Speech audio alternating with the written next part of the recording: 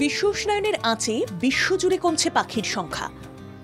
লালন পালনের জন্য স্বাস্থ্যকর ও সুখকর বাড়ি দরকার, একথা বুঝেই বাঁশ দিয়ে পাখির বাসা তৈরি করেছেন মালদার এক কারিগর।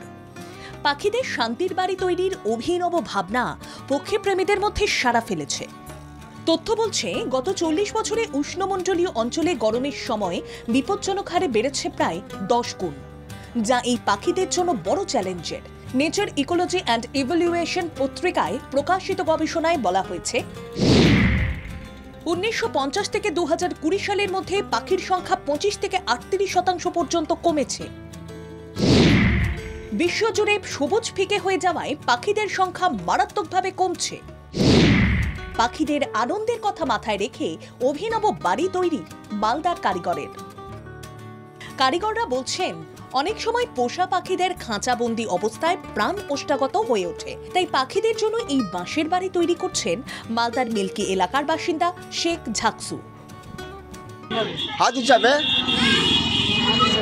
হিসাবে বললাম কি দোসার তৈরি করতাম, তখন তৈরি করতাম দোসাতে 2.5 টাকা হইতো, আর এখন দোসাতে তৈরি করতে 100 টাকা হয়। আগে তো 30 হাত, 40 হাত, 50 হাত শিখে যেতাম, এখন 30 হাত থেকে খুব 25 হাত। পাখির খুব প্রস্তুতকারক শেখ ঝাকসু জানান, ব্যাপক চাহিদা রয়েছে এই পাখির বাড়ির। অন্যরকম এই পাখির বাড়িতে 10টি ঘর রয়েছে। 10 জোড়া পাখি আরামদায়কভাবে থাকতে পারবে এই খোপে। একটি খোপের দাম 700 টাকা থেকে 1000 টাকা।